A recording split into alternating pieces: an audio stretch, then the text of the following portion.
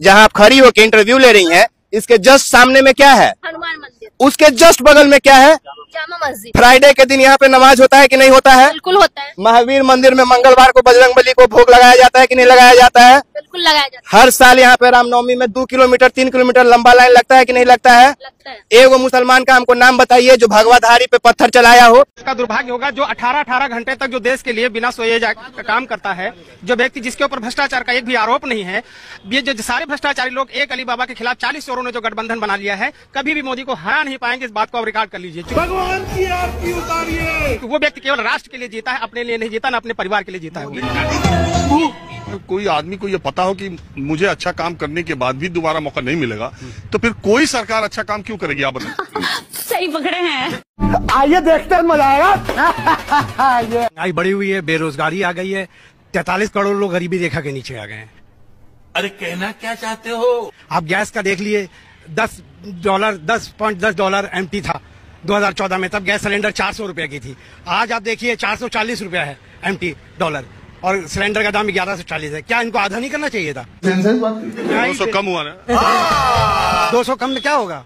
200 कम क्या होगा? आपने 30 करोड़ एक्साइज ड्यूटी ले लिया।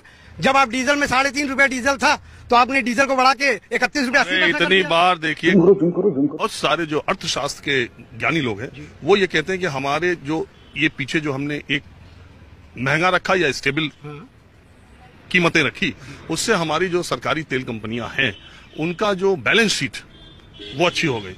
क्या बोले, मैं समझा नहीं। मतलब एक अनुमान के मुताबिक, एक आंकड़े के मुताबिक, एक रिपोर्ट के मुताबिक तेल कंपनियों को 354 रुपए प्रति सिलेंडर इस समय बचने लगा था इस रिपोर्ट के। तो इस हिसाब से वो 300 भी कम कर सकते थे, लेकिन अभी रक्षाबंधन है ना, होली दिवाली के लिए भी तो कुछ रखना चाहिए। सबसे बड़ी बात यह है कि गरीबों की सरकार है, ये तो बोलती है अमीर अमीर हो रहे हैं, गरीब गरीब हो रहे हैं। क्या? तो एक बात बताइए, राजस्थान सरकार 500 रुपए सिलेंडर दे रही है उज्ज्वला का, BPL का, वो क्या कर रही है? अरे बाप रे, ये तो धोती खोल रहा है।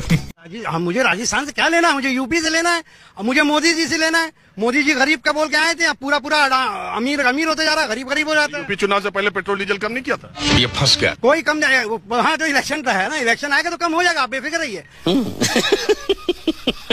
पर यह है कि ये डर गए इंडिया से ये डर गए। 70 साल से राज कर रही है, उसके पास $165 है, 165 करोड़ रुपया है, और जो 9 साल से राज कर रही है उसके पास 3,500 करोड़ कैसे आ गया? ये आप हमको बता दीजिए। ये भ्रष्ट सरकार है, बिल्कुल गरीब गरीब होता जा रहा है, अमीर अमीर। ये क्या बात करता है यार? देश की सरकारों के पास 6.5 पार्टियों के पास 650 करोड़ 850 करोड़ नहीं है। उत्तर प्रदेश की पार्टियों के पास 6.5 और 3,500 करोड़ में तो राष्ट्रीय दुनिया की सबसे बड़ी पार्टी इंडिया गठबंधन उत्तर प्रदेश में कुछ कर पाएगा? करेगा। इंडिया गठबंधन आप जो बता रहे हैं, मोदी के चेहरा है, और इसके खिलाफ कोई चेहरे से कोई मतलब नहीं है जनता को।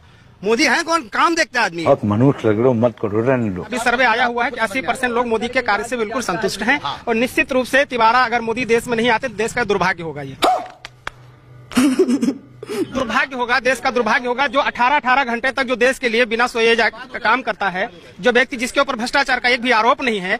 ये जो सारे भ्रष्टाचारी लोग एक अली बाबा के खिलाफ 40 चोरों ने जो गठबंधन बना लिया है, कभी भी मोदी को हरा नहीं पाएंगे। इस बात को आप रिकॉर्ड कर लीजिए। भगवान की आपकी उतारिए। वो व्यक्ति केवल राष्ट्र के लिए जीता है, अपने लिए नहीं जीता, न अपने परिवार के लिए जीता है। सुन लीजिए, उसी सदन में संजय चिल्ला के कह रहे हैं, अडवाणी मोदी भाई देश बेच खाए मलाई। सच बोलो। वहाँ क्यों नहीं उनको जो गिरफ्तार कर लेते हैं? वो तो उनके मुंह पर बोल रहा है। आप कह रहे हैं कि वो दुर्भाग्य होगा, सारा देश बेच दें, गरीबी रख दें। मार साले का खोपड़ी तोड़ साले का। रोटी और सत्ता बदलती रहनी चाहिए।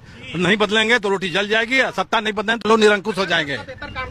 अरे तुम्हारी खोपड़ी में भेजाई की भजिया है। एक बात जो आप ये कह रहे हैं उस पर यह है कि अगर कोई आदमी को ये पता हो कि मुझे अच्छा काम करने के बाद भी दोबारा मौका नहीं मिलेगा, तो फिर कोई सरकार अच्छा काम क्यों करेगी? आप बताइए। सही पकड़े हैं। नहीं, बात अब से 60 साल में है, लोग कह रहे हैं 70 साल, इनका भी 10 उसी में कांग्रेस में जोड़ लिया जाता है। 60 साल में कांग्रेस अच्छा नहीं किया क्या? इसरो ने इमोशनल डैमेज। मैं दूसरी बात कहता हूँ, जो भी 70 साल की बात करता है तो मैं कहता हूँ ये 70 साल के आदमी से पूछा जाना चाहिए।